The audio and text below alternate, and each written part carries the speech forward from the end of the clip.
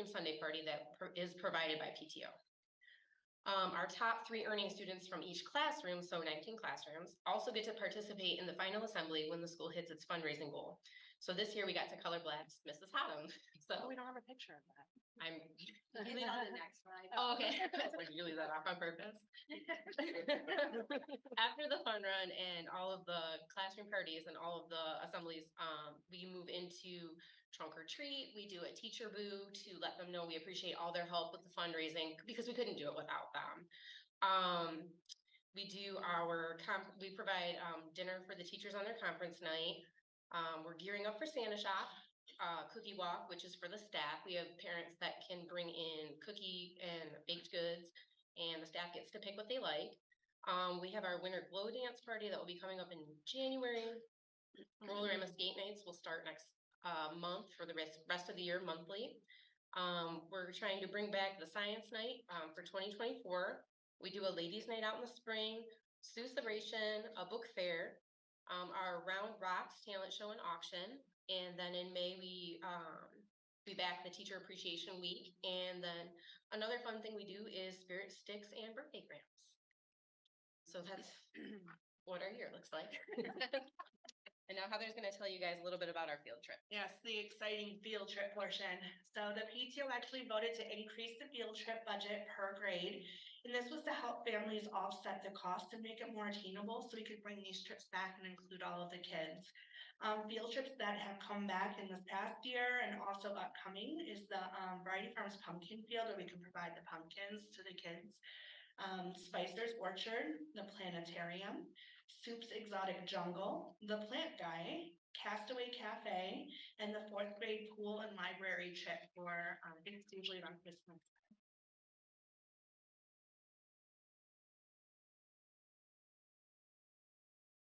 I'm going to speak about the purchases and reimbursements that we offer. So the PTO is able to provide purchases and reimbursements because of our generous families. We provide improvements around the school for the benefits of all of our students. Some recent purchases that we have made, the Chromebook carts, the PTO has been able to supplement full Chromebook carts for the upper grades, so 3rd and 4th grade classrooms, in addition to the 5 carts provided by the district, along with 8 mounted wall units per classroom per grade. Currently, we are working on wall mounted units for 1st grade classrooms as well. We've done pole covers outside of the awning, so if you see the respect and commitment and those that are out there, those are purchased by our PTO.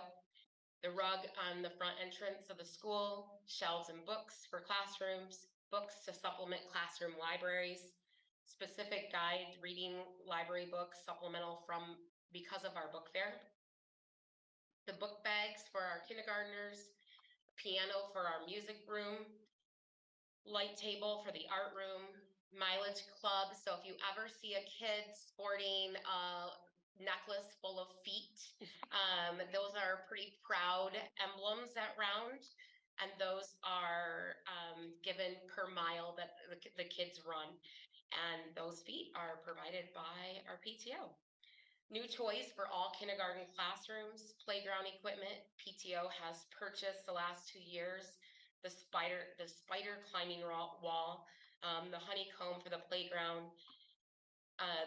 We are working on the ninja wall, and our new soccer net should be delivered tomorrow. So our PTO offers nearly $200 in reimbursements to all 30 staff members, over 30 staff members. So we feel like our PTO, we're very proud of our families and the continued support that we continue to be able to provide our kids at Round. And before you change pictures, kids, who's the guy in the middle up there? Oh, that's Mr. Fluhart. That's our SSO. Standing in front of some of the inflatables that the PTO purchased for celebration for the kids. I hear he's out there a lot playing with you, and he spends his morning out front. He spends midday on the playground. We have 100 students out on the playground for 2 straight hours, and he is out there with them. And then he is, did I say he was out front at the beginning of the day? Yes, okay, at the end of the day too. He's out there at the end of the day. In addition to walking around and checking doors and, I have him view a lot of security camera footage for me. It's just super nice. So yes, but, all of those things in the picture, the honeycomb and the spider web, PTO purchased those. The chairs for the courtyard, those big boy chairs are actually, for swimming pools, but they're marvelous outside in our courtyard, and we have hooks out there. Maintenance put hooks out there so we can leave them out there, and they dry fast because they're pool friendly. Those shelves, the black shelves, you'll see those in all of the classrooms that Round. The PTO has been helping me for several years to get some sturdy metal shelving, and sort of makes all of our classrooms look the same instead of whatever somebody could pick up at IKEA. And the fellow up there in the corner is the plant guy. They paid for him to come recently. And then, oh, I didn't put the color out of me on there. Well, it'll be in community life, so you'll see it there. But there's just some more fun things. That's trunk or treat. And, in the corner, those are the high schoolers. They come and read the football team to our students, so that's pretty fun. So that's Round.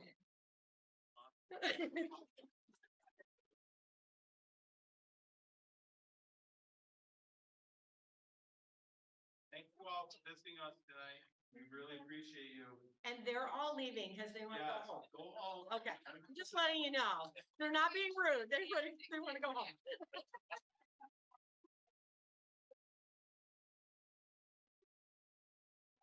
I want to give a quick shout out to the two young ladies that spoke in front of this crowd. You guys did great. Great. You're so brilliant.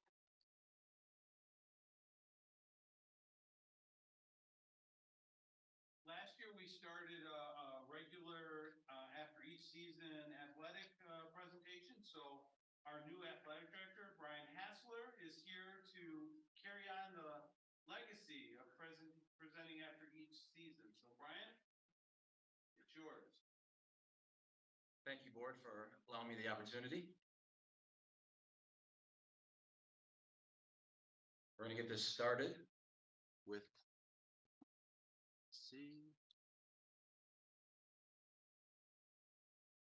video. Don't mess around too much because Renee's got it.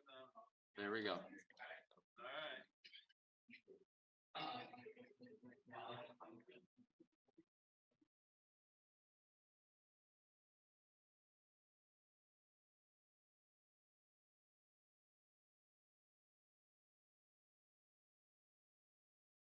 Just to give you an example of what the board and the bond kind of provided for our football team and our sports programs this year with the new scoreboard. It's an awesome opportunity for us to be able to highlight our student athletes, provide to the community, and give a really great game day experience. So fall athletics by the number. We have 12 varsity programs, 3 middle school programs in the fall, 27 total teams. For high school, we had 415 participants. 10th through 12th, that was 299, and we had 116 incoming freshmen that participated in sports. Middle school programs, we had 81 participants. So the sports were cheer sideline, cross-country boys, cross-country girls, field hockey, football, golf girls, pom-pom sideline, swim dive girls, soccer boys, soccer unified, tennis boys, volleyball, and then for middle school, we had both cross-country boys, girls, and volleyball. One of the main things, again, is we're our student athletes, and the excellence in the classroom continued. I remember last year when I came here, I got to see JD's presentation, and I know this is one of his big points. The Hartland Scholar Athlete Award winner goes to any student athlete that has a 3.0 GPA or higher. This doesn't include freshmen because they don't have the marks yet. So this is 218 of our student athletes of the 299, 10th through 12th had a 3.0 GPA or higher. That's 73%. KLA Scholar Athlete Award winners, 3.25. Again, this is 10th grade or higher, 66%. So I think those numbers say a lot about our student athletes and what they're doing in the classroom and what our teachers are doing to help athletics. One of the great things that I get to do as a athletic director is signing day. We just recently on November 8th, which was the first day that you could sign, we had a fall signing day. So this year we kind of did a group signing day in the media center. We had 13 members of the class of 2024 signed NLI letters to play athletics at the collegiate level. We have more coming. We're going to do another signing day in the spring. So we do have some more athletes that are coming as they're making those decisions. I'm going to go through this real quick. College signing photos. So Aspen Smith, Morehead State University for cheer.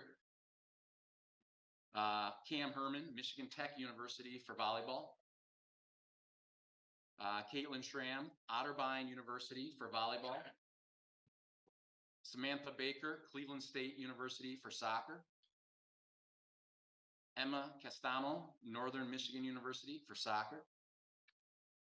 Katie Swarchek, Northern Michigan University for soccer. Mackenzie Jordan, Concordia University for golf. Sarah Rakowski, Western Michigan University for basketball.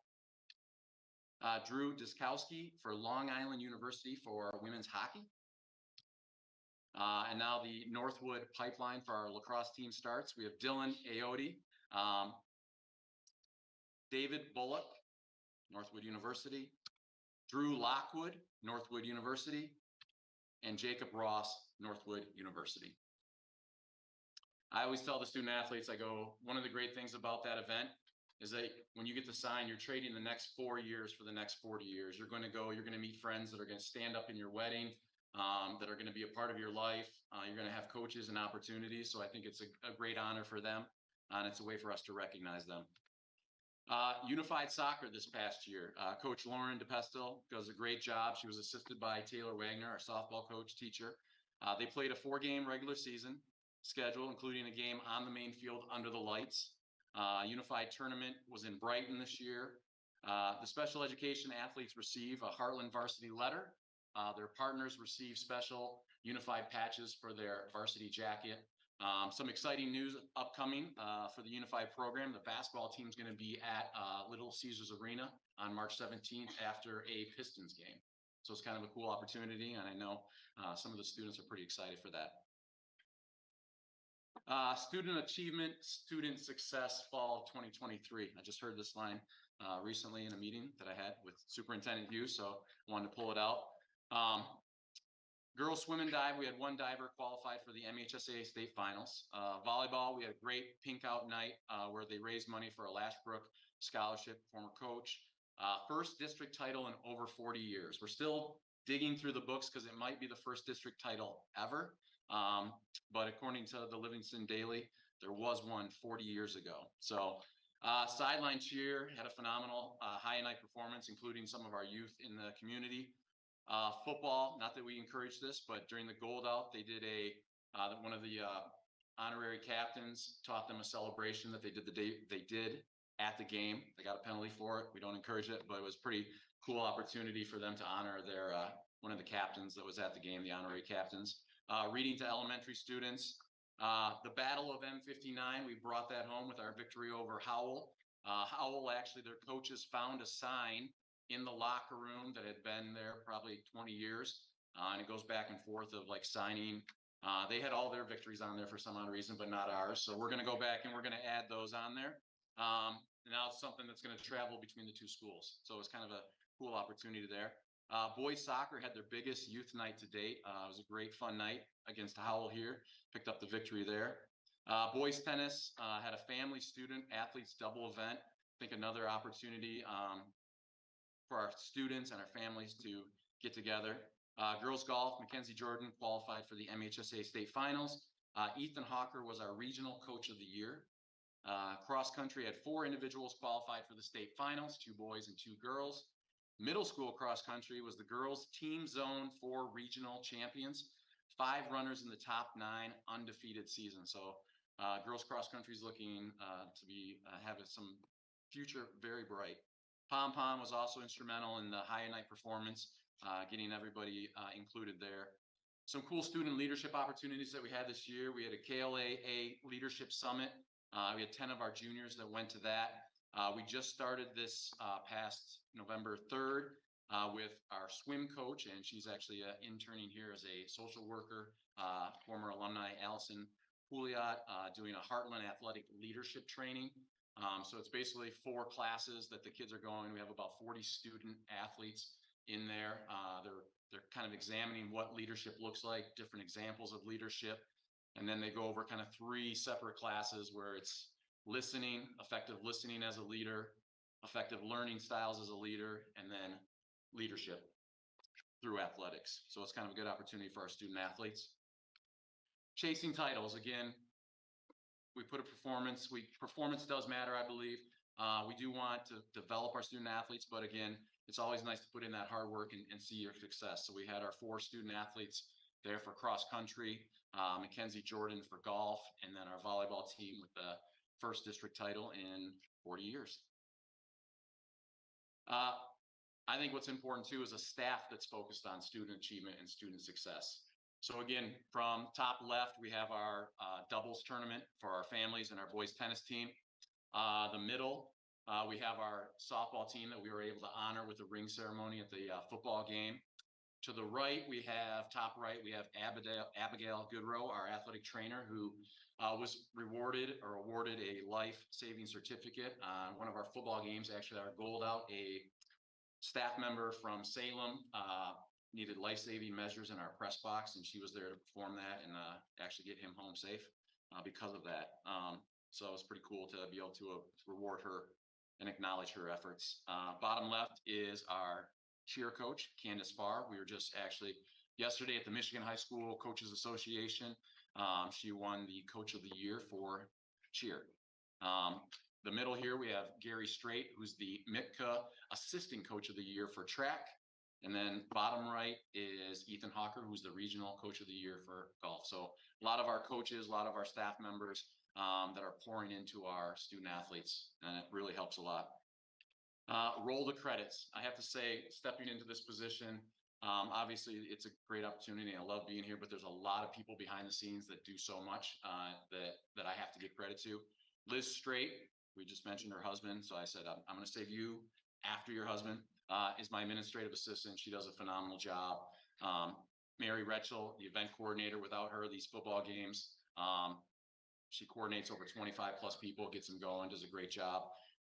Melanie Call, our website coordinator. I have to say, I love stats as an athletic director. I was looking at some of the stats, just what she's been able to do in some of our social media. The numbers have been great through the roof of us being able to interact with the community and let people know what we're doing and promote our student athletes. Deb Cadman, concession stands coordinator. Michelle Pollock did an awesome job. She does sponsorships for us. And a lot of these individuals, I'll say, have other jobs outside of athletics, and they're doing those as well too. She does a game day meal for the staff. Coaches that are involved, Wade Foster, Matt Gutteridge, Taylor Wagner help out at football games. Teachers, Aaron Bell and Chris Foster, the voice of Hartland and running the clock. Staff, Carrie Reese and Jennifer Seog that are there taking tickets, working events, and then facilities and transportation. They did a phenomenal job this year getting our games fields ready, getting our teams to places they needed to be, and then cleaning up afterwards. When everybody else is long gone, they're still there, when the lights are about to be turned off and making the facilities look great. That's it. Any questions?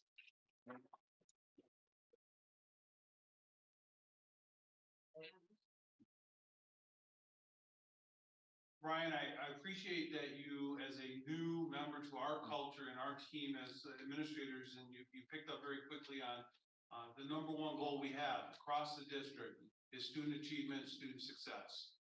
Competitive, highly competitive in all facets of what we do, and pushing that envelope on a regular basis. And without an administrative team like yourself and the great coaches and staff, we couldn't push our kids the way we do. And our kids are showing it that they can succeed. So thank you. Thank you.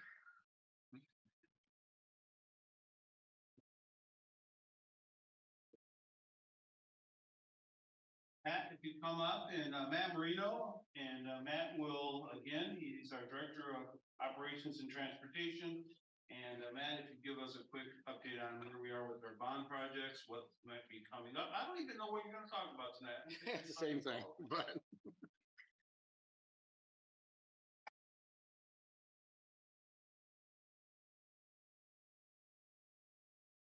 Good evening, board. I definitely do enjoy building good facilities so Brian's teams can win championships. So, not much has changed since the last presentation. We are making progress on the baseball softball complex. That is anticipated to be done towards the end of November. We're slated to get our final building inspections the first week of December. But like I said, we are making progress. The restrooms are, we got it all watertight, so we could start the inside rough electrical and plumbing and heat. We did get the press box and bleachers installed, and we will be starting the concrete plaza and putting up the netting, long anticipated softball netting, the week of November 17th. As for the summer projects that are still out there, we are finishing up punch list items. We did have our big push of working on punch list items on the last no school day in October. And then we will be doing another push right before Thanksgiving with our final push over the December holiday break. We did make great progress over at Farms. Most of the punch list is about 98% done over there. This building, the HESSC, the chiller showed up finally. So that was swung into place last week. They have to do the final electrical and plumbing connections on that chiller. And then over at Oar Creek, we are in the process of demoing that chiller out. And that one is slated to show up the end of November. So we'll get those in hopefully as the weather stays halfway decent before snowfall. And then just next round of projects, we're going fast and furious, trying to, in the design phase, trying to wrap those projects up in the design phase at the end of this week so we can get those out to bid and get those in front of you guys, the board. Again, we are working on some roofing replacements. We are working on some parking lot replacements at the high school, reconditioning some tennis courts over at the high school, and then tag teaming some sinking fund projects with the bond work for economies of scale, replacement of the boilers, 51 building. The high school pool, we're working on a good project over the end of March, April, working with community education to shut down for approximately 6 weeks and do an overhaul of the pool. We've put quite a bit of maintenance into the pool, but it's time to kind of refurbish our 20-year investment there. So, and then tackling around, hitting the lighting replacement over there. So that's the quick update I got for you. Any questions? Cool. And so the public knows this is our last big push. This is our last summer. We've had 4 summers. This will be 4 summers. So continuous work in the district. And again, thank you to the community for supplying the bond dollars to do all these projects. So Definitely. thank you, Matt. All right. Next, if we could have Mr. Fitzgerald and our friend come up.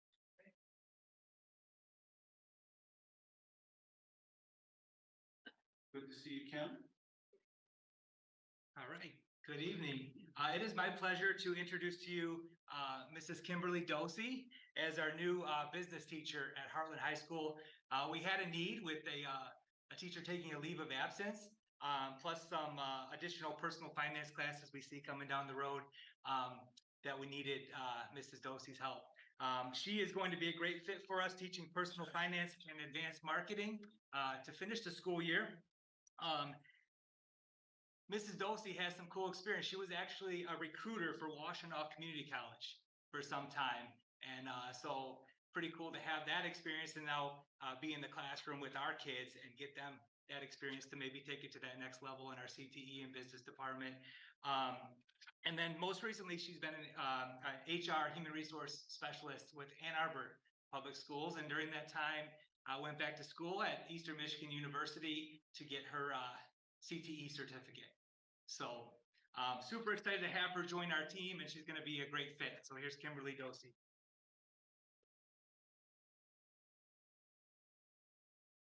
Thank you.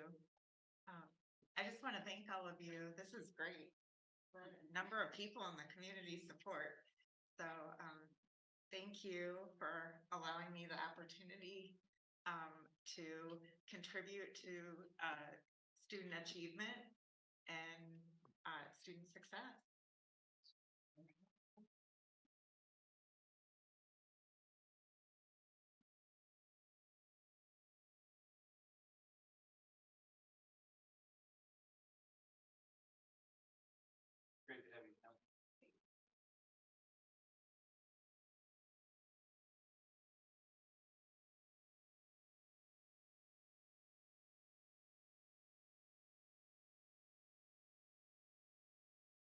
The last thing on the superintendent's report is the continuity of service plan. Rachel Boyce unfortunately had a family emergency and I told her to get out of here, I'd cover it. What I wanted to share with, if you recall that Mr. Minster's been doing every 6-month updates on ESSER and the monies that we got from the COVID recovery and also how our students were doing on benchmark assessments. So I'm just going to read this and hopefully that takes care of the requirement by the state to continue sharing the continuity of learning plan. The ESSER funding required that districts develop a plan on how they will return to in-person instruction and describe any policies that have been adopted for a continuity learning plan within 6 months of receiving the ESSER funds. By the time we received the funds, we were back in regular person instruction. We still need to, however, document the fact that we're making this information available on our website and review that information every 6 months in order to maintain compliance with our ESSER requirement. Last year, we documented this information with Mr. Minster's updates regarding educational goals and benchmark assessments since the two went hand in hand. This satisfied the requirement. We still have this requirement to review and update the continuity of learning plan. I'll use that term loosely because all it says is that we deliver instruction in person or through HVA, Hartland Virtual Academy, as an option for students and families in grades 6 through 12. We have no other formal policy necessary for any types of COVID protocols. At this point, we're not recommending that we make any changes. You'll hear about this again in 6 months. Hopefully by that time, we will have spent all of our ESSER funds and we will no longer bring these reports forward. So I don't know if you have any questions. I'll try to do the best I can to answer them, or if Mr. Minster could. All right, that satisfies that requirement to bring that to the public. So ends the superintendent's report. Thank you, Mr. Hughes. We are going to move on to item 1D. Call to the public. I just want to remind the public that speakers are asked to express themselves in a civil manner with due respect for dignity and privacy of others who may be affected by your comments. Each speaker may be limited to 3 minutes. At the 2.5-minute mark, I will hold up my trusty yellow folder just to give you a virtual cue that you have 30 seconds left so that you can wrap things up. It is no secret, and just to remind the public that we have our own very own Deputy Chuck here today. This is your warning that we will not be interrupting folks. There will be no yelling across the room. You will be asked to leave. And so everyone can conduct themselves like adults. Moving on, let me get my trusty timer out here.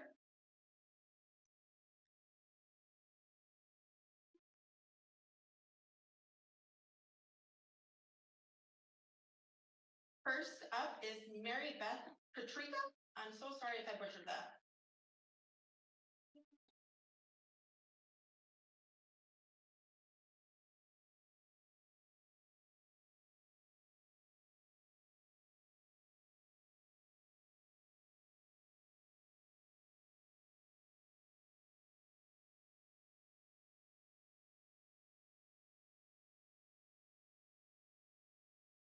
I'm Mary Beth Patricus and I'm in Brighton Township. I wanted to bring up some things about the kids in the wrong bathroom. And I'd like to start off with that families are being aligned to culture instead of Christ. I really feel that that's a big problem in our community, that we're not looking to God and we're looking to what's the fad, or, just giving into a minority instead of looking at the majority. I remember a mom of 3 kids who spoke at one school board meeting, and she said her Ore Creek student who her daughter went to a counselor because she felt like she was a boy, and she praised the counselor because the counselor was willing to call her a boy's name instead of a girl. And then she said she wished her oldest son would have had that kind of support. So with the understanding that he feels like he was a girl. So there should be a red flag to a counselor that 2 out of 3 kids in that household are confused. Is there abuse going on? Is there traumatic brain injury? Is there bullying? That is the source. Giving a child the opposite sex name is like putting a Band-Aid on a broken arm. And we really need to help these kids their brain hasn't matured yet. And so these kids are going into bathrooms pretending to be someone that God did not create them to be. And that is hurting these other kids. And I'd like females on the school board to think, what if that was you in a public restroom and a man came in there and you're doing your thing in the stall and they're right next to you? How vulnerable you would feel. Now think of a high school girl who's in that situation. Those boys are dressing as girls, but they still have male genitalia. They still have testosterone. They're not in their right mind. They need help. What is going to prevent them from doing harm to that girl? So we need to look at that. I'm not putting them down. I'd like for these kids to get the help that they need. So, you know, if we think of, you know, ladies, think of yourself, and then generally speaking, think of your mom, your sisters, your nieces, your daughters, that if they're in that situation, would you want them to feel that way, to feel uncomfortable, feel like, well, I can't even use the restroom when I go to school, in fear that someone may hurt me? So I just ask you to really consider this and have counselors really talk to these kids and get to the root of the problem instead of just giving them a different name and, hey, go to whatever bathroom you can. It's not hurting, it's not helping, it's hurting the student population. Thank you.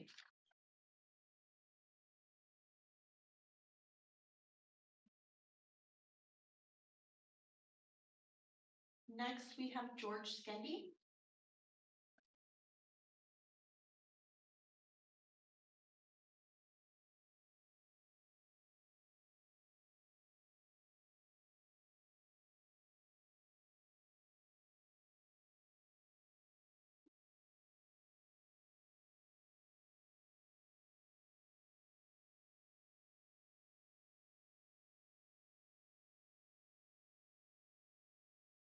Good evening, everybody. Before I start my discussion, Megan, I don't know how to say request or something that you have to fix, because if you stay over there, we see only the screen, and you are the most important person in the school board. We don't see your face. Even spend some money, buy a higher chair, or switch the place with Chuck, because you are most important than Chuck. You are the ones that elected Chuck. We want to see you guys before we see him. So please fix that issue.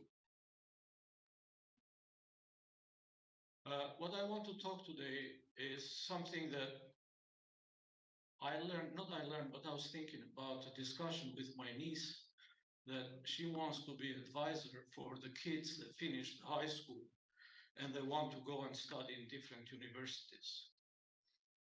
And during this discussion, I asked her, why you want to do it? Why do you want to advise the kids what to do and where to go? And she said, because I'm looking to make some money. So that was the first thing that she told me. And second, since I'm finishing my graduate degree for psychology, I want to learn more by communicating with kids. What I learned from my life experience is the way how the schools, especially the college, works in United States. For me, if you are not in the right place where you have to be, or you didn't choose the right direction where you want to go, you might end up studying for art or liberal art or whatever they call this one. And what's happened after with those students when they finish the school, they can't find a job. And it's no wonder that they are so pessimistic after, and that might be also a reason that they can go towards drugs, towards things that any parent wants to hear about their kids. So I have a good example from a friend of my son that finished this school about 3 years ago. And guess what? He bought a house. He is ready to get married. He has a tractor. He bought his own car, and he is working a company they call AAA. I think that they do plumbing. Yeah, AAA plumbing, and it is learning and making money at the same time. And he told me, I'm going to close this year with $85,000 a year. So before, advice to the parents, before you send your kids in the school, high school, to learn something that won't help in their life, try to see also what is over there that the college doesn't, it's not necessary to go. And this is what I want to give to everybody, every parent as advice. And this is what I want to talk today. I will say. Yeah, thank you, Mr. Cindy. Thank you.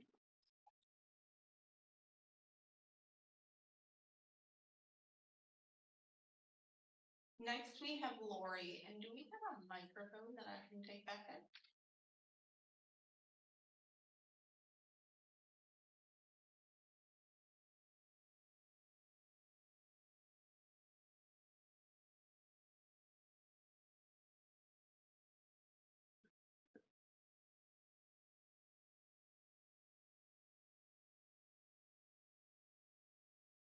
Hello, I just wanted to start off by letting you guys all know we know what you did, and these aren't for the new people on the board. We know you sold your soul to the devil when you guys took that pandemic money. When people donate money or give you money to a school, strings aren't attached. That is why the boys are coming in the girls' bathroom.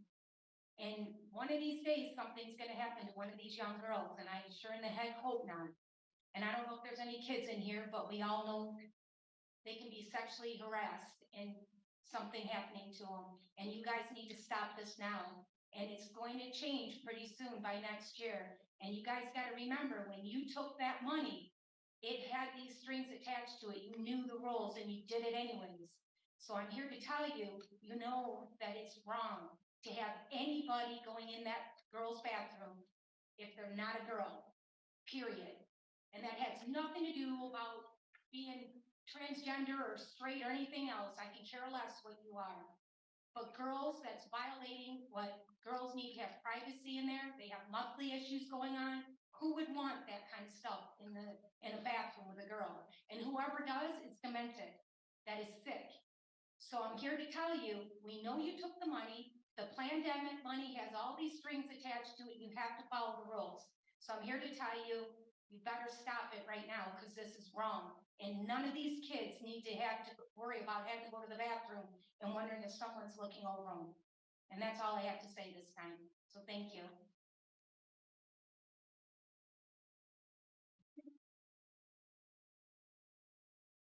Thank you, Lori. Next, we have Angela Yarber.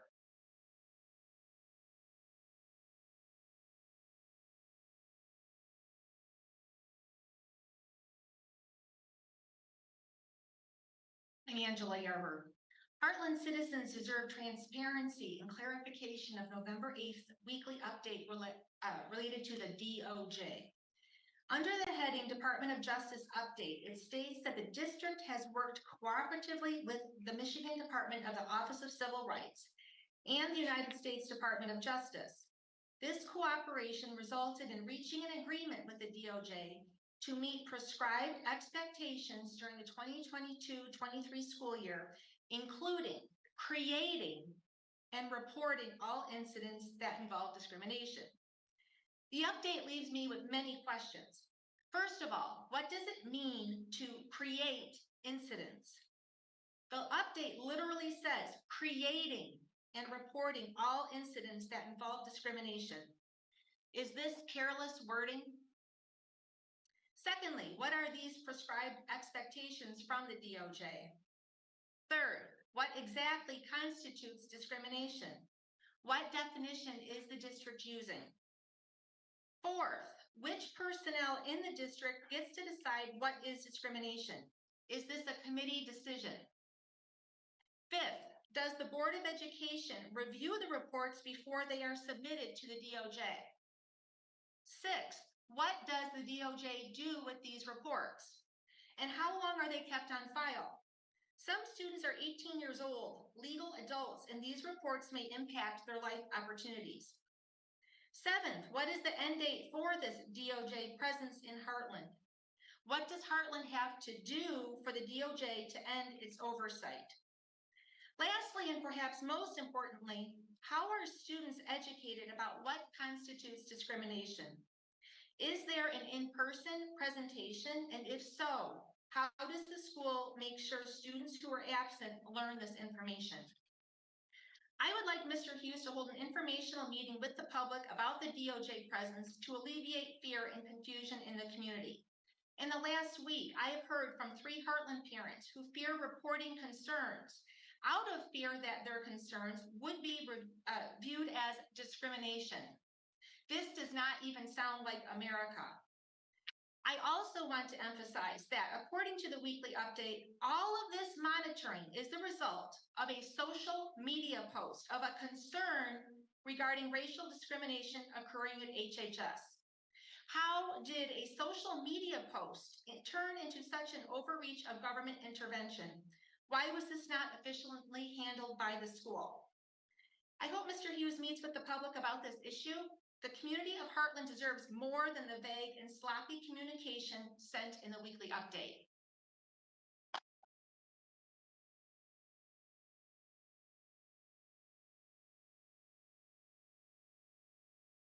Next up, we have Anne Marie Yarber.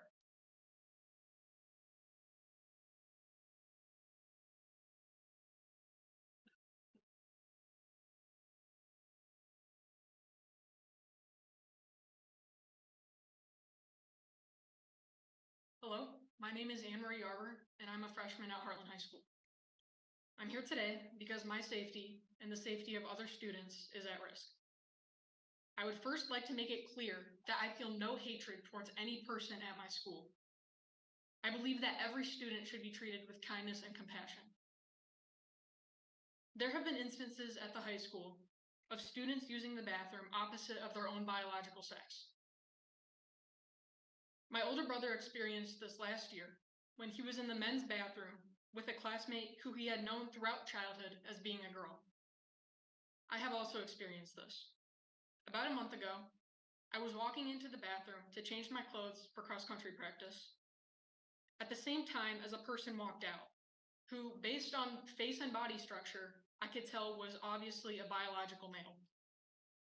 It scares me that had I gone into the bathroom just a minute earlier, I would have been taking my clothes off in the presence of a person who I can only assume has male genitals.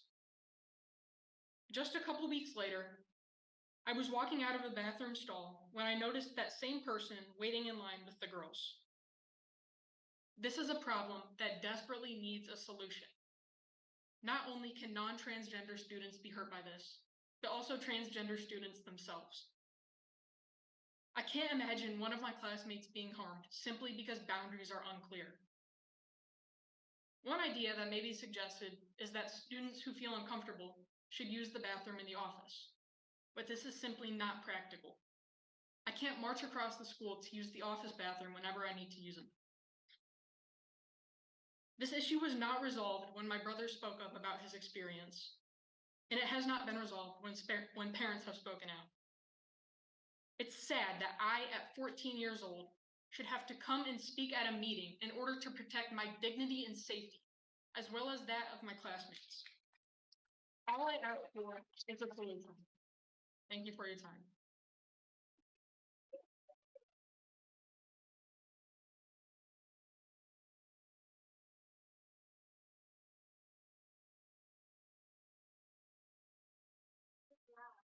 Next, we have Jeff Scott.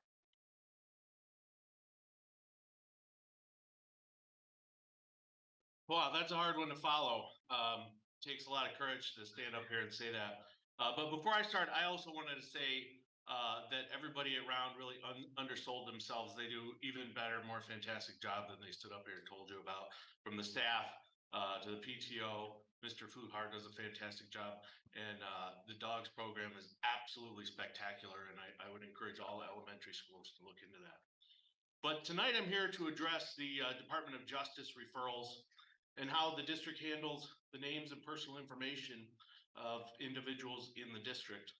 Last Thursday, Mr. Hughes let us know in his update that if your student's name is so much as whispered in relation to discrimination, their name and personal information will be referred over to the DOJ and the U.S. Attorney's Office. No proof, no evidence, just a quick, efficient referral to the DOJ. What if they accidentally use the wrong pronoun? What if they file a complaint about what happens in the bathroom? What if they ask a question in history class? Do microaggressions count? What happens with that information? Are they blacklisted from federal student loans, federal grants, federal employees? The truth is, and Mr. Hughes will be the first to admit it, nobody has control over that information after it leaves the district. So tonight I call on the board to provide oversight on these DOJ referrals and not to just sit idly by and let the administration potentially ruin the lives of students. The board should control the policy as it relates to releasing personal information, not Mr. Hughes. Students and parents still have rights in this district. And speaking of rights, last year Governor Whitmer signed a law which requires school districts to remind parents of their rights by posting parents' rights in the boardroom and in the schools. The law requires that little tiny piece of paper behind President Gleibach's head be prominently posted. And I certainly see absolutely no prominence right there. It's funny how the stadium signs don't get delayed and the commemorative plaques honoring administrators and trustees for spending millions of taxpayer dollars don't get delayed, but parents' rights signage seems forgotten. So I had a larger version printed and I'm donating it to the board so that the parents in this room can be reminded each month about their rights. I trust that you will take it from here to make sure that the situation is remedied throughout the district. From the Michigan Constitution, religion, morality, and knowledge being necessary to good government and the happiness of mankind, schools and the means of education shall forever be encouraged. And from the revised school code, it is the natural fundamental rights of parents to determine and direct care, teaching, and education for their children. The public schools of the state serve the needs of the students by cooperating with parents. So please, remember who funds these schools. Remember who you represent and show some respect for the parents of this district by prominently displaying their rights and honoring their students' personal information.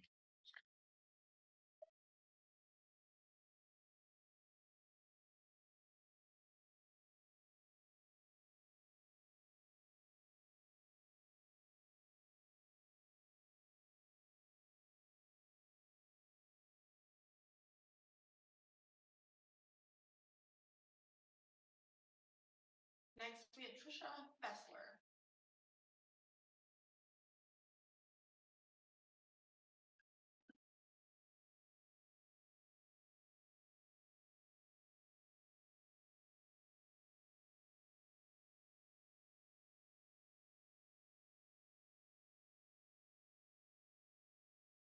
Good evening, board. So most of these people have been up here, have been parents, but I come to you as a taxpayer and I'm concerned about the safety issues in this community, in the school district. I've been hearing from parents from the inside about students speaking up to them. And the advice I'm hearing back from a board member here is the students should tell the principal. How scary would it be to go up to a principal and say, this is happening in the bathroom? I mean, as a young girl, I don't think, your confidence level at that age isn't what it is maybe when you're an adult. So that's scary. That's scary to have to go to a principal and say that. So as adults, I think we need to protect our students, our children in this community. And I did send all of you an email, so I won't make this long. And I thank you for those that did respond back to me. And thank you for taking care of this problem.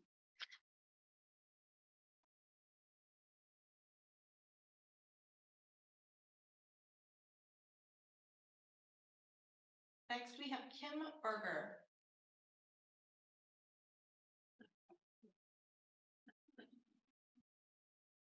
Good evening. My name is Kim Berger. I am a parent and a taxpayer in Hartland School District.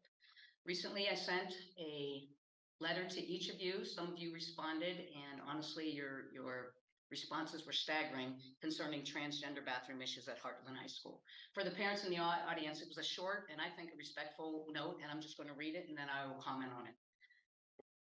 and ask the board to comment on what our policy in this school district is related to appropriate use of bathrooms. Hartland board members, I'm respectfully writing to request you take proactive measures to safeguard our sons and daughters as it relates to restroom usage at the high school. There are numerous reports of trans students using their preferred restroom at school. For the safety and respect for all our kids, please put an end to this. There are reports that many students won't even use the restrooms all day for fear of running into a biological male in a girl's restroom, and vice versa. Not to mention the increased possibility of sexual abuse that this practice opens up. Stop exposing, indoctrinating, and putting our children at risk by accommodating this woke transgender ideology. As parents and taxpayers, we would not put up with it, period. This isn't a minor request, let's have a discussion, period. Stop using the equally woke diversity, equity, inclusion ideology as an excuse for allowing and even encouraging this. No one is being excluded or discriminated from using tax-funded restrooms. Please don't make this about discrimination or someone's being disenfranchised. I'm not talking about the gender or transgender ideology. I'm talking about safety in our schools. I have a lot to say about that if anyone wants to talk about it offline, but that's not what I'm asking the school board to do. I'm asking you to keep our bathrooms safe. This young girl, God bless her, what kind of courage it took to stand up here and say that. I don't know about you, but if I would walk into a sports arena or go to work and there was a gentleman in the bathroom while I'm there, it's gonna make me feel pretty uncomfortable. So think about it for our students. I'm sorry, I deviated from my note. Let me finish it. The demand is simple. All students need to use the appropriate restroom based on their biological sex, not the one they prefer to identify with or make up. Trans kids have every opportunity to express the way they want to live. That's fine in their personal lives. I'm not here to attack trans kids, but I don't have to agree with it, and I certainly am not going to subject my kids to it, especially as it relates to bathroom use or sports, but that's a different topic for a different time. At taxpayer-funded schools, please take this issue to heart and not turn a blind eye towards it. This is not an equal rights or discrimination issue. This is a safety issue for our kids. Take proactive action now and make it strong and clear mandate that no biological males allowed in girls' bathrooms or sports, and vice versa. So I'm respectfully submitting this to you. So once again, I would please say, don't make this a discrimination issue. This is about a safety issue. And here's the part I want to say to the parents that are in the room. The responses I got from some of the school board members, first of all, someone telling me, well, I must have heard something on the internet and repeated it. This is happening in our schools. This isn't hearsay. This is happening. Okay, so that's one. The second one said, well, if you have a problem, go see the principal. If you're okay, we'll wait till our daughters get abused and then we'll take it to that. And then the third one I heard was, it's an administrative issue, not a school board issue. And I heard it's not a superintendent issue. Who's going to have the gonads to stand up and say, I'm going to take on this issue and protect our kids?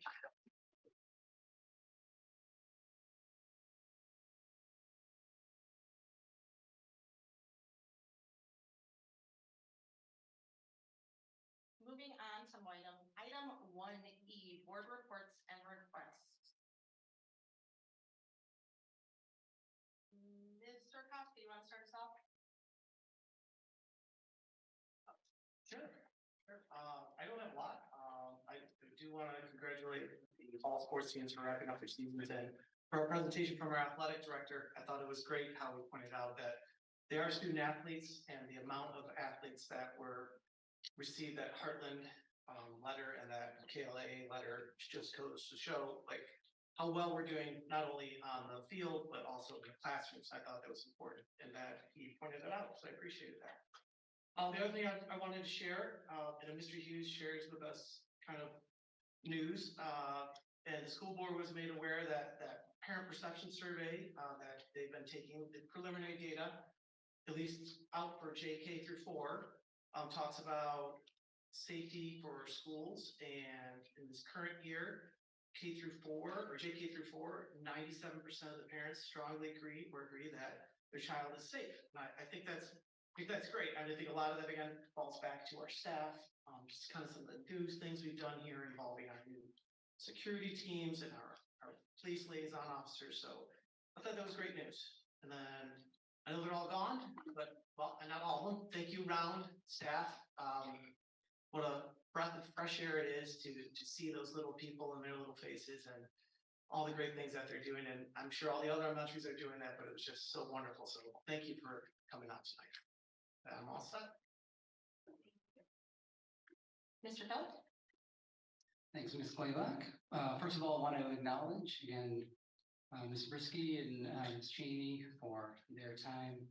I have definitely enjoyed our times with the advocate program that we did adopt for those that aren't familiar with it. So each one of us board members has a school that we're assigned and spend time with. So I just want to highlight some things that positive aspects that are going on right now with farms. The student leadership team collected 380 loaves of bread for gleaners. We heard earlier today Round had over 1,000, so it sounds like our farms team got some work to do here. So I'm gonna see if I can help them. First ever trunk or treat that occurred with Lakes Elementary. It was a great event. I personally was able to participate in that and happened to be on one of the teams that took home best costume for a third place costume award. So we were pretty proud of that with our Wizard of Oz. So I got to play the part of the Munchkins. Pretty excited about that. And sorry for anybody I scared. The sixth grade band took a field trip to the Ann Arbor Symphony. I heard they had a great time. High school students came to farms actually to promote College Day. And then the annual band assembly put on by the high school choir and band. Had a great time with that. The kids are very much enjoying their popcorn Fridays. I think a lot of that is with the PTO, so thank you for that. There was a friendship day that occurred in memory of former teacher Sandy Murphy, so wanted to kind of acknowledge that. Cross-country team had a great season this year. We even have some kids that qualified for a race coming up. I believe it's next weekend in Kentucky, so congratulations to them. Also, a personal experience, I got to attend the lock-in, and it was a kind of record turnout this year. Around 400 students. They got to play games, do crafts. They got prizes, pizza, and even some kids got the fortunate privilege of whipping me with some dodgeball. So I'm sure there was some that might be jealous of that opportunity, perhaps. What else do I want to talk about? I think that was it for the highlights. Some upcoming events. We've got Reaching Higher. They're having their graduation this Thursday. So congrats to those kids. And then following week on Tuesday is the Turkey Trot. The students will run a mile to get to have a DJ and do some celebrations after. So lots of good stuff going on at farms, and hope to continue to hear fellow reports from fellow board members on what's going on with all your schools to highlight with the community. Want to segue a bit to a topic that has obviously come up here this evening, and also I would say, you know, in my tenure here on the board, I don't know of any instance where I've received more emails about a particular issue. So I definitely think it's something that needs to be discussed. And to everyone that reached out to either me personally or to fellow board members, I do want to acknowledge your email. It is important. I want to thank you for sharing your perspectives on the topic. My view is that, you know, we need to do a kind of a deeper dive into the bathroom policy and locker room usage policy. I want to make sure that as a district, we are providing the safest possible environment for all of our students, and that I think we can improve in this area. So look forward to having further discussions as a board on this, whether it's in committee or however we move forward on that. And then lastly, want to thank Mr. Hughes for continuing to provide the community with weekly updates. I do think it is a valuable tool that as a district, Mr. Hughes graciously does each week. So I think that, you know, we need to keep this practice going, and I certainly hope that members of the community are reading it and properly digesting it. But I will say that, one item that I do want to highlight, which obviously was touched on here this evening, was the update on the DOJ investigation. Specifically, the item that we as a district must continue to track and report discrimination to the DOJ.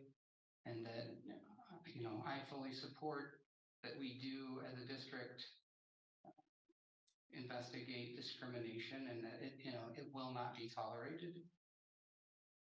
I also have concerns though about the alleged incidents, how they're going to be investigated, and when they will be reported to the DOJ. And I think several parents acknowledged that, and community members this evening. I think we need to make sure that there's equal protection for both the accuser and the accused, and that we have proper checks and balances in place. For example, what happens when we as a district, if we determine that there's been some discrimination that has occurred, what is the student's or the family's rights to have an appeal in that process? So I think we need to iron that out. Also, if we decide or judge that an accusation has been deemed false, how do we remedy that? And, how do we ensure that that is not something that gets reported erroneously to the DOJ? And so again, for me, there's a lot more that we need to iron out as a district. And I would say in the interim, I think we should suspend this practice. And at the very least, I would encourage the district to send out a letter to every parent saying that you've read this and that you need to acknowledge it and sign it and return it to the school, because I do think it is something that's very important that parents are understanding that we're doing here. So again, that's my report for this evening. And again, thank you everyone for coming today. Thank you, Mr. Ballard. Mrs. Montiel. Thank you. Okay, so there's a lot to get to here. So thank you to the round administrators, Mr. C, the PTO. I think that you guys did an excellent job. Thanks to the students for speaking. They were so cute. All of us were up here. We're like smiling at them the whole time. So hopefully they felt supported because they were amazing. I love that. I love the K kids. I think it's amazing. I think you guys have some really, really good things in your school that other schools can adopt because they're successful. And when I was there, you guys were taking the leftovers from the lunchroom and you were putting them in bags for kids for the weekend. Like it really great stuff. So good job to all of you.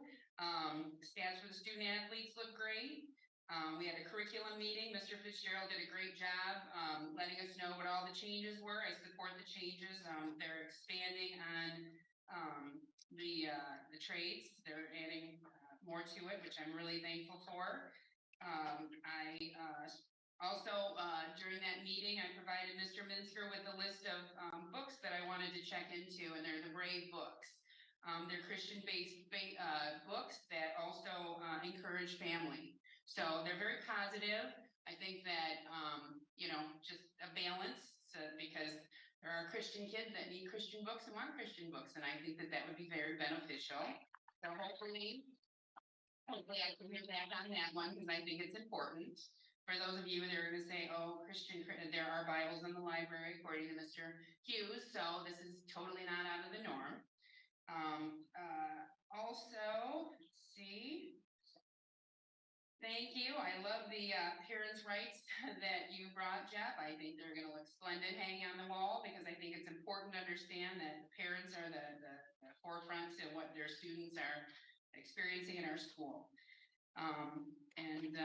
So now let's bring the room down a little bit. I'm not bringing the room down. I'm just addressing things that have been coming to the board because that's what you elected me for. First things first, the Department of Justice. The first time I was in a meeting that I learned of that process, I had a lot of concerns. I asked several questions. This was about 3 months ago. I asked several questions, who at the Department of Justice gets the information? What do they do with it? How long do they keep it? How does this affect the kids in the future? And nobody can answer that question. And so I gave 3 months. I followed up. I still don't have the answers. So I'm very disappointed that we as a school district are giving the Department of Justice report outs of students that we believe, have done something that we should report to the Department of Justice, but we don't know what they do with the information.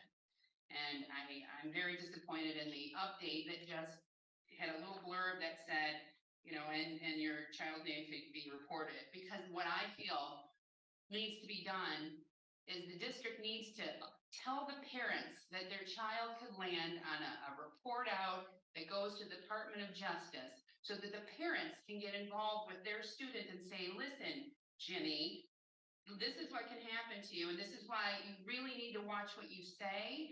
You do, and if the parents know about it, they can help us, right? Because the whole point of all of this is to stop discrimination, stop bullying, stop all of this. But if we hide it from the parents on what's going on, how are they going to help us? They're not. So I really hope that more is said about this and that I get the answers to my questions about that, because I think it's important. I know that you met with somebody today.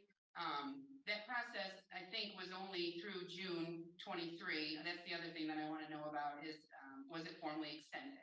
So if you could give me those answers, that would be great. But I also think that you should let the public know and make a much larger, broader statement about it. And like Greg said, sending it out to the parents and saying, this is what can happen to your child. Because I don't think that telling them at a meeting that you're meeting with the family saying like, well, your child did X, Y, and Z, that anybody listens to anything after that, because most people are mortified. Nobody is encouraging their students to be racist or discriminatory or anything like that. So I think we're missing a big key factor, is that engaging our family members and our parents to help us with this situation. The second thing, and what I feel is very important, is the number of emails that we received and texts and things like that. I don't know if everybody got them, because some of them were just sent to me directly. Not everybody was on them. They were very passionate. A lot of the parents were very passionate about this. You had a student stand up here saying that she has been in a situation where a student of the opposite sex has been in her bathroom. I too want this to stop immediately, because it's not about discrimination. This is about safety. This board is responsible for safety, and anybody sitting up here that thinks that it's safe to let a boy in a bathroom with a female, or vice versa, a girl going into a bathroom with many males, it's not safe. I want to point out a couple of things. I want to point out that as a mother, I've taught my daughter from the age that she can even remember, don't go with strangers. Don't be left alone with a man or a boy in a closed room. If you feel something, there's something wrong, run away, get away from them. Make sure that you protect yourself. Now we're going to tell them, well, if you have a problem with all of that, you have to go use a different restroom. There is no law that I am aware of, or anything that's been ruled on, that says you have to allow a transgender student to use the bathroom of choice. Please show me a law. You haven't been able to show me a law. You say Elliott Larson Act, but that does not, it's never been ruled upon it at the Michigan Supreme Court. The Supreme Court won't even hear it. The 6th District Court, never, that I know of. So if it has, please show me, because I don't recall that. The other thing I want to point out is that 5 years ago, 6 years ago, if a man or a boy went into a girl's bathroom, they were a peeping Tom, a pervert, potential rapist, attacker, a threat to girls. Those people are still around. They're not gone. So if we open this up, if we open this door up and do a case-by-case basis, as you've said, and we say, okay, you can use the bathroom of your choice. You can't control during football games, during sporting events, after school when all the girls are in, gymnastics over here and they go into the locker room to change. Little girls unknowingly go in there, and there's somebody in there that chooses to go in there because they identify as the opposite sex. We need to be very clear, and we need to set the tone in this district that we are for safety. And we're sorry it's inconvenient for some students, but there can be a gender neutral bathroom that those students can use because the majority of the students don't feel comfortable, but yet they're not allowed to say anything because again, the Department of Justice may find out if they've said something or if they say something wrong. We can't put our students in that position. We can't put the girls or the boys in that position because both sides we cannot guarantee safety. So I am of an advocate that we stop all actions right now until we can figure this out. And that we assure the parents who wrote to us and the parents that are concerned that are afraid to write to us because they get yelled down or, you know, it's cancel culture. I can't be afraid of that because I feel like if we don't stop this now, it's going to keep going. And that's when it starts to get bad. So we need to go with what we know. And that's why we created a boys' room bathroom, a girls' bathroom, a ladies' room, a men's room, girls' locker rooms, and boys' locker rooms, because it's very clear who's supposed to go in those rooms, and we cannot stray from that. So I would like to have more discussion about this. We can have legal input, that's fine, because we should.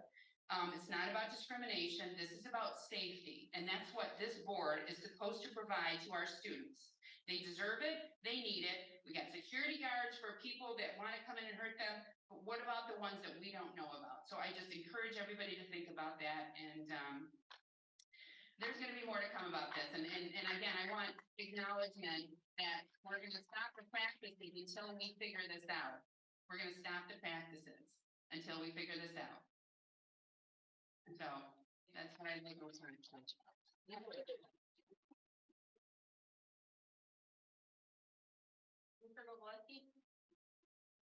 Thank you, Megan. I spent some time over at Lakes Elementary and also at the high school this past week. And I had a great conversation with Melissa Frazier over at Lakes and looking at some of the activities and things that have gone on over there. And Lakes partnered with Farms, as Mr. Keller said, for a joint trunk or treat event. And they also had a Halloween costume parade.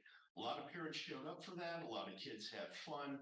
And it was a great event, really was. And unfortunately, now we're going to have to deal with Mr. Keller's bragging rights for the next year about his Munchkin costume. So I'll brace for that. But the HEA annual district-wide coat drive was held, and Lakes, little old Lakes, collected 253 items, the most they've ever collected. That is really stellar. And when I was over there this past week, I got to find out what 800 plus loaves of bread look like. They had a dough for donations bread drive for Gleaners Food Bank and had over 800 loaves of bread for Gleaners. That's pretty impressive. And some of the young students walking the halls just wanted me to look and say, hey, what do you think of our 800 loaves of bread?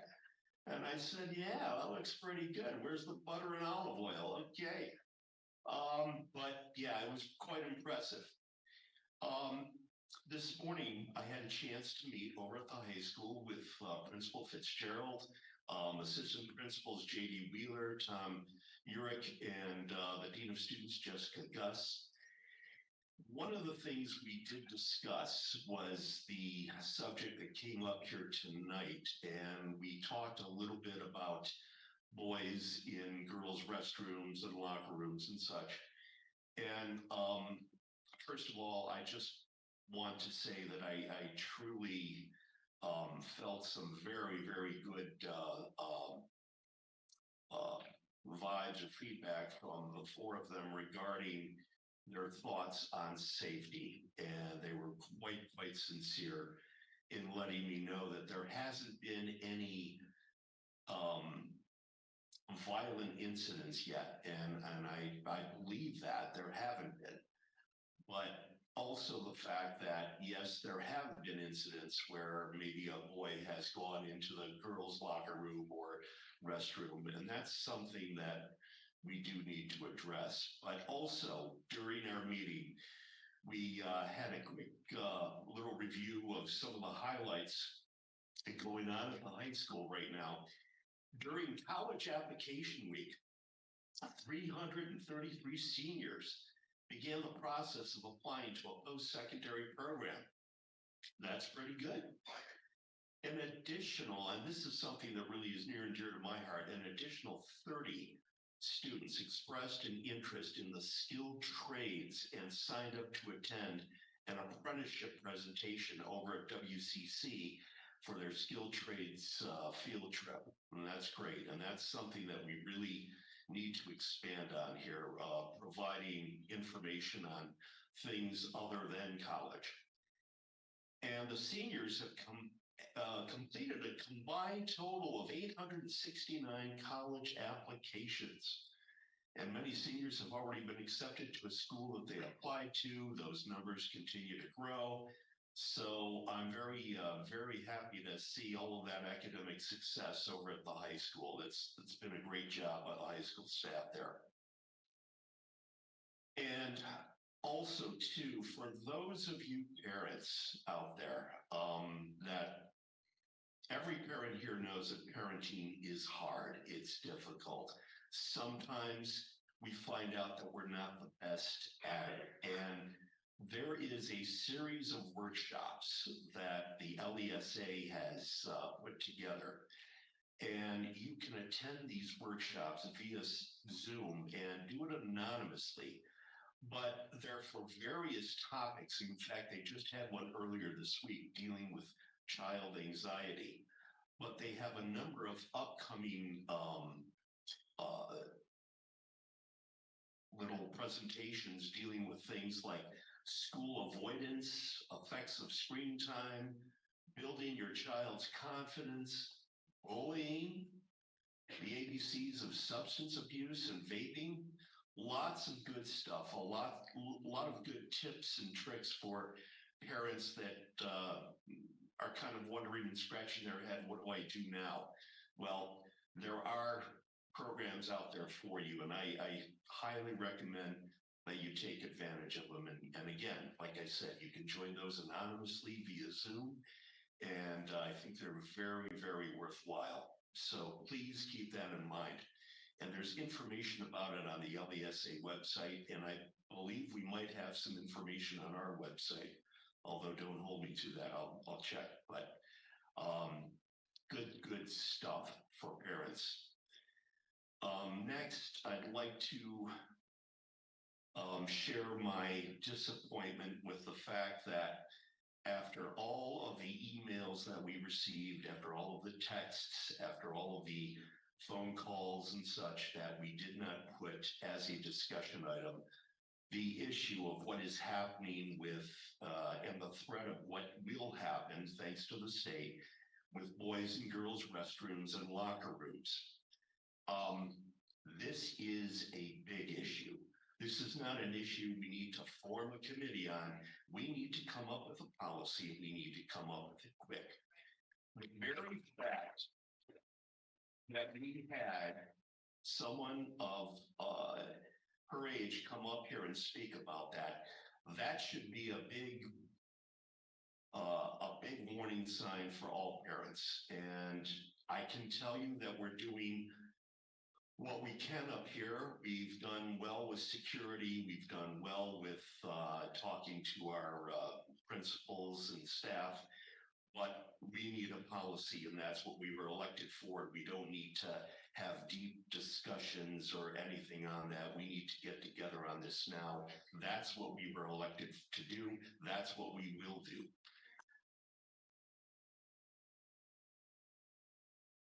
Sometimes you have to make decisions that are very, very tough, and sometimes it involves a lot of input, not just from parents, but also from legal sources and such. But there are things we can do. I do know for a fact that other districts have come up with policies. We will be looking at some of those, and we will have something very, very soon for that. It really is a shame that we have to worry about this, but what really troubles me is I was watching a video on YouTube about some Chinese students. They were about 10 or 11. And what they had to do in their class assignment, they were given little tablets, and on these tablets, 3-digit numbers, about 25 of them, were scrolling in these tablets. And they weren't allowed to use pen or pencil or calculators, and you could see their minds just going, and they were using their hands and their figures. It was amazing what they were doing, really was. And unfortunately, 2023 in America, we can't figure out which bathroom to use.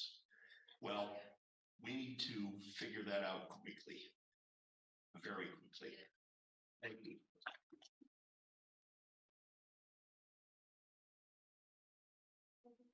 Thank you. I had the pleasure of meeting Stan, who is our resource officer at Village and Creekside. Stan has I believe, a social media following, and he's probably had people ask for his autograph. When I got to meet him, you can just tell the enthusiasm he has for being in that building every day when, you know, he may not feel like going to work, but when he knows all the smiling faces waiting for him, he couldn't wait to pull out his phone and show me a photo that a student had taken. He and a student we had invited together, and they had written a thank you card. So it's great to see these relationships we're building. It's making a difference for our kids, our staff. So go Stan. Congratulations to all of our student athletes. Always great to hear their successes, both, you know, in sports and then in academics. The last thing I have is I would just like to thank the public for the tremendous support that the Hartland High School Pantry has received. We put out a big push to social media, to the community to help us supply food and toiletry items to some of our students that have some food insecurity, and we make sure that they have something to put in their bellies every week. They get a bag home every week. So thank you to everyone who has donated. If you don't know what I'm talking about or you want to help, always looking for donations. It is a completely donation-based food pantry. The HEA has generously donated. We've had parents in the district have donated. So without all of the community coming together, we couldn't provide this for our students. So I just want to say a big thank you. Thank you, Mr. Strong. Mrs. Coleman? You have nothing to say about the safety of the bathrooms? Since our last meeting, I had the pleasure of joining in a few different community events and community groups. Excuse me, I have the floor.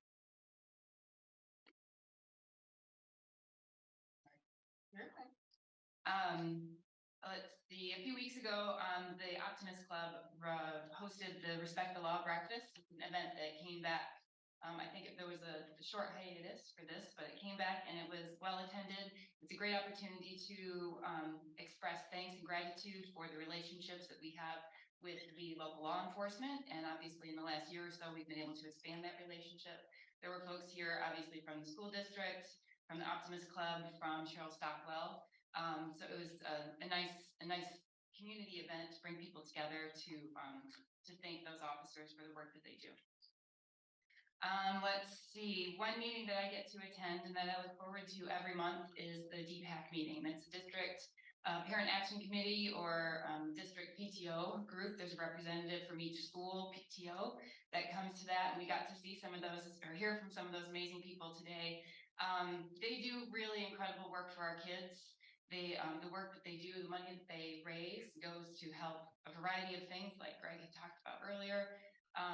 There's just a lot of great things that these amazing people do. They give up their time, and it's like a giant, what I call a giant warm fuzzy when I go into that room, because I get to hear the excitement, passion that these people have for our kids. So thank you to all the PTOs, all the PTO board members, and those volunteers that help make those events happen. Thank you for that. Another meeting that I look forward to, this one is only every other month, is the Senior Center Advisory Board. This is a great group of people. They do so much with so very little. They have to go out of their way to find funding, to secure grants, to do fundraising. They put on a variety of events. They host a bunch of different services like flu shots, things like that, different clinics that they do. So it's a community service for our seniors as well as a way to what do I want to say? To provide entertainment and community, a sense of community for maybe seniors who are who don't get out as often as they should otherwise. So Kim Knarski and her team do an outstanding job with making miracles out of the small budget they have. Let's see. The last item I have is, so it's kind of timely that Round Elementary was here today because you might have seen in social media, one of our teachers, Michelle Vincent, who spoke tonight with the K Kids, formerly the Kindness Club, she was recognized, nominated by a parent, and was recognized for her work with our students. And it's WNIC, I think it's called, is it the Teacher of the Week? I think they do this every week. They provided her a $100 gift card to spend at Kroger on behalf of the club, and to encourage more of the activities that she's been doing with the kids. On the certificate that she received, it says for outstanding contributions and dedication to the students of HCS, which I can personally vouch for.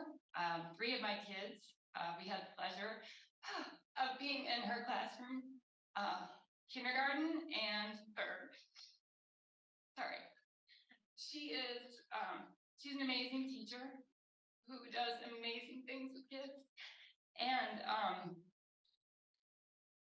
she's one thing that she always says is that her kids, once a Vincent kid, always a Vincent kid. Thank you for that.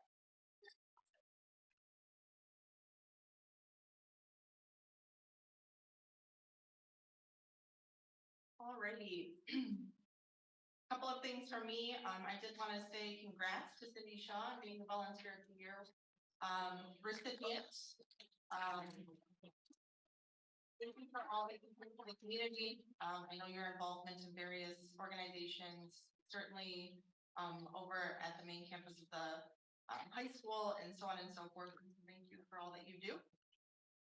I want to touch quickly on an all-district meeting that 4 of us had the opportunity to attend. So every couple of months, all of the districts in Livingston County get together and we have dinner together. All of the school boards in the county. We learn from each other. We get to have some great conversation, and then there's oftentimes some educational components to that to say where we are in various respects as a county. And so one thing that I was really proud of is that they spoke a lot about Hartland Special Education Program and how some of that, modeling some of that throughout the county was really beneficial. And so thank you to all of those teachers, staff, administrators, parents, students that participate in that, because it's being noticed throughout the entire county. They speak very, very highly of what we're able to do with that student population. And that's something to be proud of. They openly spoke about Hartland in front of every other district. So that was really cool to hear, and just really awesome to see from a fruition standpoint, kind of see the hard work that our folks do day in and day out. So thank you on that. 2 last topics is thank you for all your parent emails. I am not going unnoticed from the emails, and I should have responded either via telephone or email to everyone. But your concerns in regards to the genders in the bathrooms is actually, for those of you that don't know, about 4 months ago, we formed a safety committee, and that safety committee, part of the work with the safety committee that came out of the safety committee obviously was the school resource officers. And so I've received information and kind of questions and or curiosities from 2 board members that committee will then look into and follow up on. And so there's work to be done. It's a very complex situation. It's not an easy situation. And if we're going to do it, if we're going to do something as a district, we have to do it right. And we can't make decisions out of the blue that can't be implemented. I think that, you know, a policy on paper is great, but if we can't implement things, that's where it gets hard for administrators. And so just taking all of that into consideration and having some fruitful meetings in that committee to then have a recommendation to the rest of the board.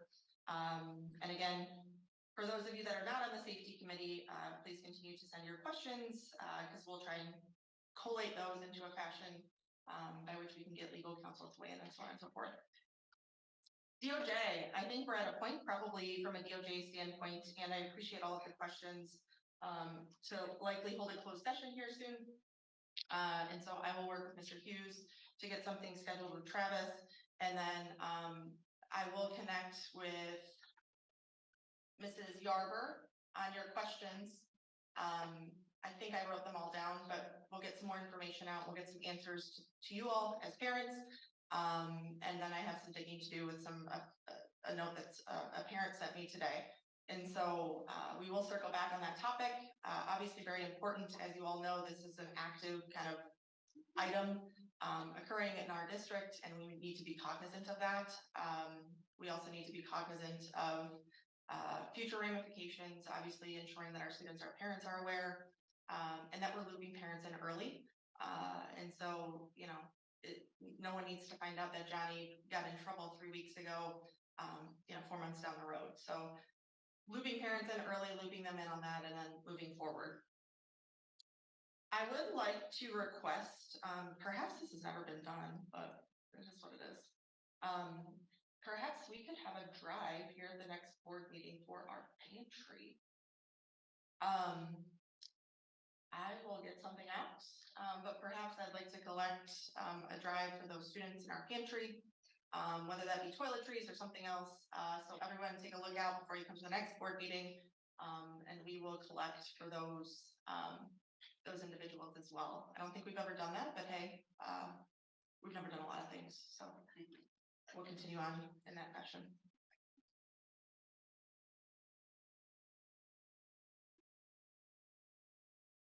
Moving forward, item 2A, bus replacement from the 2020 bond. Megan, do you mind before we move forward, if I can add one more thing? Because I was remiss, I didn't say, you should be so proud of your daughter for coming up here and speaking out, because that was very brave and it was an excellent speech. It hit me.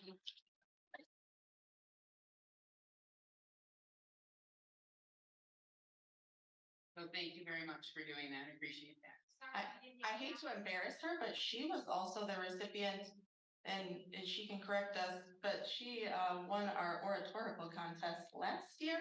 Is that correct, Mrs. Yarber? And so, speaking obviously on a different topic, but using her skills in different respects, and got to take her family to a nice presentation and celebrate that up through kind of the Regional Optimist Club.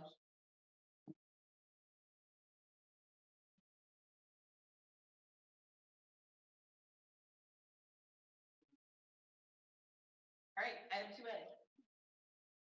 I move that the Board of Education, upon the recommendation of the superintendent and the chief financial officer, approves the bus replacement purchase as presented.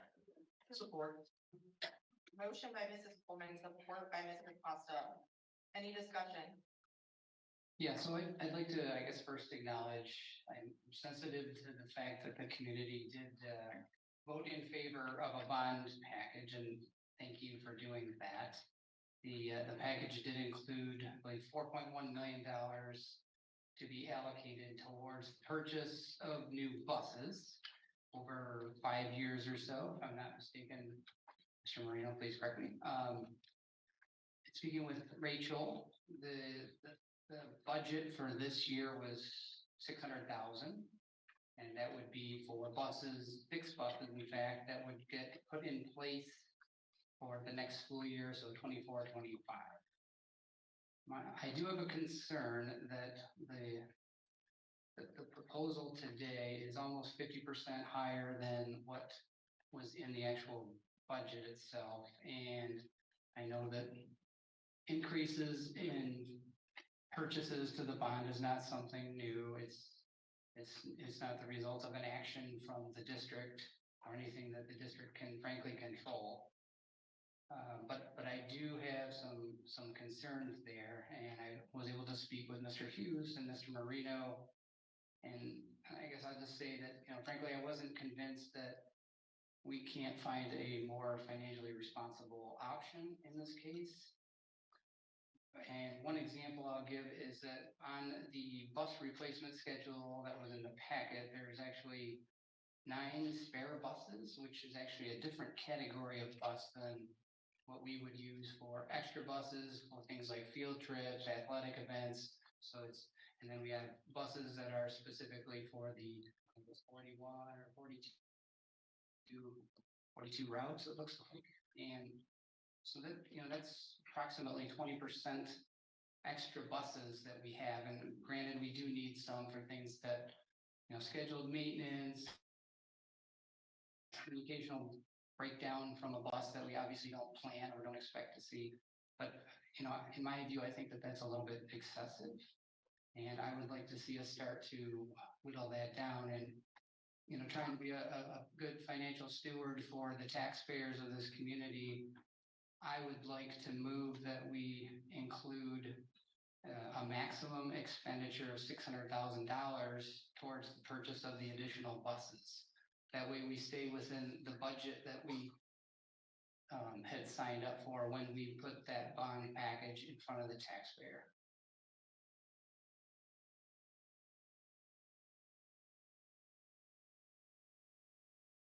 And that's why I nominated you for treasurer initially. Greg talked to me about this, and I agree. If we put a budget out there, it wasn't that long ago, and it's 50% higher. I think a little bit of creep is okay, but 50% higher early on. We just want to make sure that we're fiscally responsible. So I support what he said, that we need to reduce. And I have to ask, the 50% increase, how was that justified? What caused that? Let me, hold on, we'll get to the discussion on that. I want to make sure that we capture the motion that Greg just made. So Greg made a motion to put a cap of $600 on the expense, or 600,000, yes, we wouldn't get far. I support at the end of it. It said I support. Might get a tank of gas for $600, $600,000, and that was seconded and supported by Mrs. Bondeal. Yes. Discussion on that topic. Sorry, Mr. Rogalski, I wanted to be sure we captured that. Thank you. That's fine. But it does leave me with a little bit of pause as to, and as Mrs. Blondino was saying, of course, there's always, additional costs that come from just time itself over a certain period. But 50%, I hope we're not just taking money that we're getting and just using it to, hey, while it's here, let's just take it and run with it. I'd like a little bit of an explanation as to why we have a 50% increase. Mr. Hughes, can you speak to that? Yep, I can. We do use the Michigan Bus Purchasing Program through the MSBO. They go out yearly and they bid all of the buses, and almost every school district in the state of Michigan purchase buses through this process. In other words, we get the best deal we're going to find on a bus. And so when we first started the process of the bond, I think we estimated $100,000 to $110,000 a bus. We know that a truck today, if you buy a F-250, let's say, it's gone from 54,000 to well over 80,000 in the last 4 years. So the reality is that the cost of doing business and purchasing is much higher. This is a competitive bid. If we don't purchase these buses and sign up to purchase these buses by, I believe it was December 18th or 13th, December 13th, then they're going to rebid and the new prices are going to come on these buses. As we shared with you in the outline of the bus replacement schedule, this is our replacement schedule so that we keep the buses on the road. And so that's probably more information than you asked for, but that's the reality of it. No, I'm glad you answered that question. Yeah. And I do realize that over the course of time, inflation takes its ugly toll. When was this originally budgeted, though? How many years ago? Yep. The answer to that is we budgeted for 41 buses, $4.1 million when we originally submitted our 2020 bond app. So we submitted in 2019, and that bond app showed at the time about $100,000 a bus. We estimated it'd be more than that, but over the life of the bond purchasing, we get as many of the 41 as possible.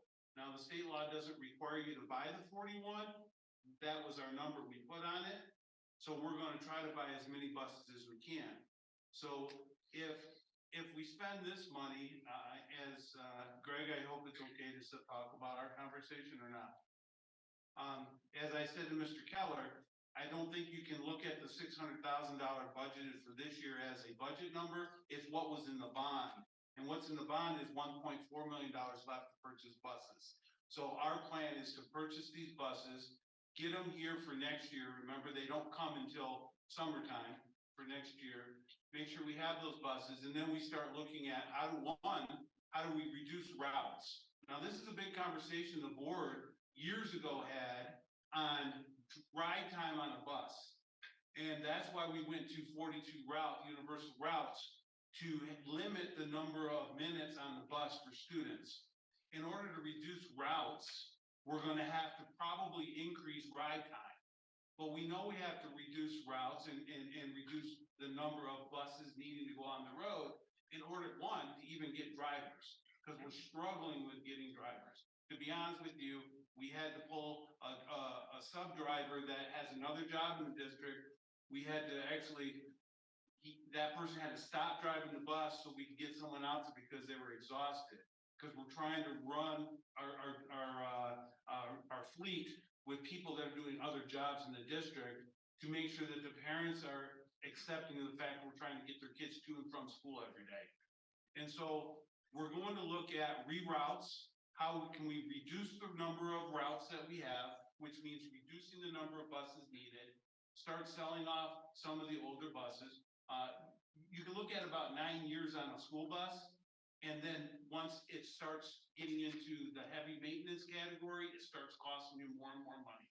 I think we did a number, I think I shared with you, Greg, our oldest buses that we want to get rid of have cost us not only the cost of the bus, but over $30,000 on average per bus to keep it on the road over the time in which it's been on our fleet. We deal with really tough roads. We do a lot of mileage. That's even rotating the buses 1 year from doing our long routes up north to our short routes here. So all of this coming together says we need to keep our fleet in top-notch shape so that we can keep running it. We understand we got to reduce. As I said to Mr. Keller, Matt and I said, we understand we're going to reduce. And so over the next couple of years, we're going to be looking at what those options are to reduce that number. And that'll come down. What about the spare buses? How often do those run? How often are those used? Because Mr. Keller, you said